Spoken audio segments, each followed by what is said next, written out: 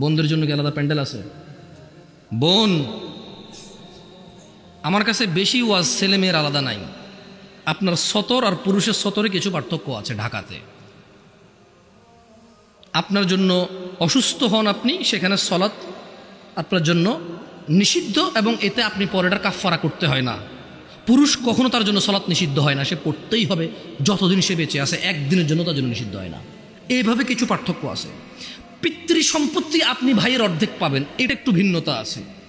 আপনি মা হবেন ও বাবা হবে, এখানে কিছু ভিন্নতা আছে। এছাড়া পৃথিবীতে যত আমল ইবাদত আছে পুরুষ মহিলার প্রায় সমান। রুজি রোজগারের জিম্মেদার পুরুষ, মহিলা না। রুজি রোজগারের জিম্মেদার কে? কে কে? গার্মেন্টস কর্মী আমার ওই বোনরা যারা ঘুম থেকে উঠে সকালবেলা লক্ষ লক্ষ পুরুষের সাথে ধাক্কাধাক্কি করে গার্মেন্টসে কাজ করতে যায়, ওদের কি বাবা নেই?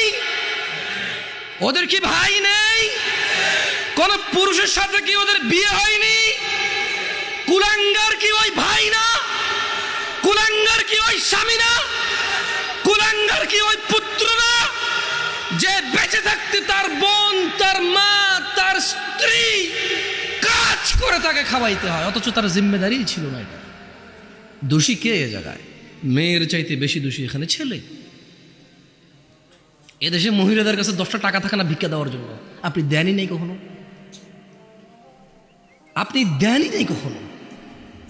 দেশের বহু মহিলার কাছে ভিক্ষা দেওয়ার জন্য 5টা টাকা থাকে না। একটা ফকির আসবে 2 টাকা ভিক্ষা দিব, টাকা নাই তার কাছে, আপনি দেন না তাকে।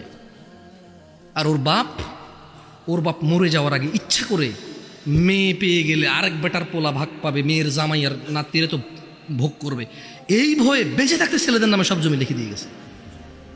জালেম ওই মেয়েটাকে ফকির মিসকিন করে দিল। আর এর ভাই জমি যতক্ষণ আছে এটা ডাইকে ডাইকে খাওয়াবে, মাসে 2 মাসে ঈদে সান্দে জামা কাপড় সেমাই চিনি এগুলো দিয়ে থাকবে। কেন? জমি দিবে জন্য। এখন ওই বোন চিন্তা করে, আরে যদি আমি সম্পদ নিয়ে আসি, যা একে তো সে ডাবল পাইলো, আমি অর্ধেক পাইলাম, একটুকু যদি নিয়ে আসি, ছেলে মেয়ে স্বামী নিজের দরকারে, বলে যে অংশ আনলে ধ্বংস হয়। তুই অংশ নিয়ে ধ্বংস হস না, ও অংশ নিয়ে ধ্বংস হবে কেন রে? তোর বাপের অংশ তুই খাবি, তুই ধ্বংস হবি না। তোর বাপের অংশ তোর বোনে খাবে, সে তার বাপের অংশ খাবে, সেখানে ধ্বংস হবে। তোকে যা আল্লাহ নির্ধারণ করে দিয়েছে, নির্ধারক আল্লাহ, এখানে তোর অধিকার রেখেছে আল্লাহ, ওই মেয়ের জন্য অধিকার রেখেছে আল্লাহ। তুই খালি ধ্বংস হবি না, ও খালি ধ্বংস হবে কেন রে? এদেশের বাপ ভাই সবাই প্রায় জুলুম করে মেয়ের প্রতি, স্ত্রীর প্রতি, ইভেন মায়ের প্রতি। প্রায় ছেলেরা তাদের বাপকে যেভাবে ভয় পায়, মাকে সেভাবে ভয় পায় না, প্রায় ছেলেরা। তো আমি বোনদেরকে বলি, শোনো বোন আমার, আমি সলা নিয়ে কথা বলছি, এখানে সব সমান। আমি কুসংস্কার নিয়ে কথা বলেছি, উদাহরণ উদ্ধৃতি দিয়েছি, হারাম হালাল নিয়ে বলেছি, সবার জন্য সমান। আল্লাহ নবী সাল্লাল্লাহু আলাইহি ওয়াসাল্লামের উম্মত মহিলা এবং পুরুষ সবাই। মহিলা এবং পুরুষ যে আল্লাহ নবীকে অনুসরণ করবে সে আল্লাহ নবীর উম্মত। আর আল্লাহ নবী বলেছে, কুল্লু উম্মতি ইয়াদখুলুনাল জান্নাহ, আমার সকল উম্মত জান্নাতে যাবেই যাবে। ভাই আমার, বোন আমার, তোমরা আল্লাহ নবীর উম্মত হও। শোনো, এখানে আজকে আসছো, 2-4টা হাদিস বলি, মনোযোগ দিয়ে শুনে তুমিও চলে যাও, আমিও চলে যাই। আন মুআয ইবনে জাবাল,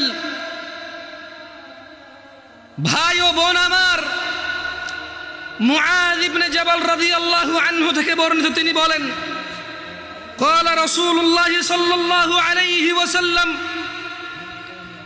আল্লাহর রাসূল সাল্লাল্লাহু আলাইহি ওয়াসাল্লাম বলেছেন, আলা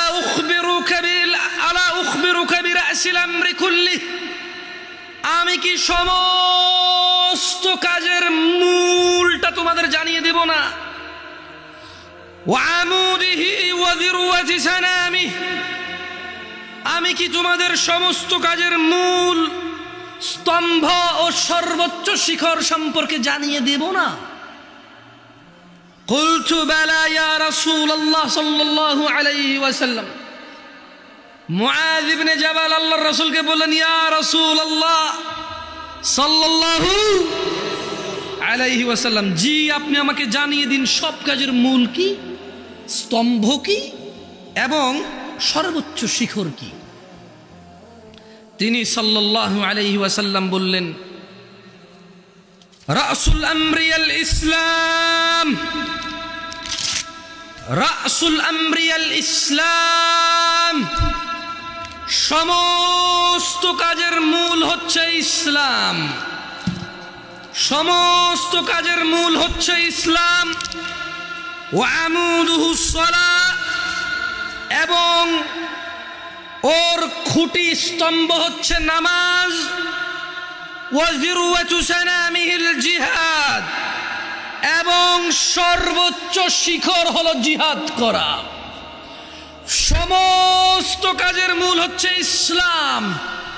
যত কাজ করবে সব কাজ নেকি বলে গণ্য হবে মুসলমানের, এবং এই সকল কাজ নেকি বললে গণ্য হওয়ার পর তা টিকে থাকবে। এটা হচ্ছে ইসলাম। সকল কাজে ইসলামের উপরে আসবে। মুসলমান যত ইবাদত করবে এটা হচ্ছে মুসলমান, ইসলাম। ওয়া আমুদুহুস সালাহ, এটা হচ্ছে সালাহ, আমুদ খুঁটি, যেটা পুরো ইসলামটাকে ধরে রাখে। একজন মানুষ মুসলমান অথচ তার সালাহ নাই, তাহলে তার ইসলামও নাই। খুঁটি নাই, ইসলাম নাই। ইসলাম নাই, কোনো কাজ নাই। যাকাত নাই, হজ নাই, সাদাকা নাই, দানশীলতা নাই। ও করেছে, ও হজে গিয়েছে, ও সাদাকা দিয়েছে, একটাও নেকি বলে গণ্য হবে না। কি নাই? কি নাই? কি নাই? সলাত নাই। আমি বলি সলাত মানে এই খুঁটি না থাকলে, এই খুঁটি না থাকলে ওর ইসলাম নাই। ও মরে গেলে কোনো কাজে আসবে না, ওর ইসলাম খুঁটিবিহীন। আসলে ও মনে করে এটা ইসলাম। সলাত যেহেতু নাই, ওর ধর্মও নাই, দ্বীনও নাই, ঈমানও নাই। ওর শিরক কি, কুফরি কি, ওর জীবনটাই বৃথা, ওর পুরো ইবাদতটাই বৃথা, কারণ ওর খুঁটি নাই। কেন? কারণ আন আবি হুরায়রা রাদিয়াল্লাহু আনহু, আবু হুরায়রা রাদিয়াল্লাহু আনহু থেকে বর্ণিত, তিনি বলেন, বোন আমার মনোযোগ দিয়ে শোনো, ভাই আমার, قال سمعت رسول الله صلى الله عليه وسلم, আবু হুরায়রা বলছে, আমি আল্লাহর রাসূল সাল্লাল্লাহু আলাইহি ওয়াসাল্লামকে বলতে শুনেছি, ইন্না আউওয়ালা মা ইউহাসাবু বিহিল আবদু ইয়াউমাল কিয়ামাতি মিন আমালিহিস সালাহ। আবু হুরায়রা রাদিয়াল্লাহু আনহু বলছে, শোনা যায় পরিষ্কারভাবে?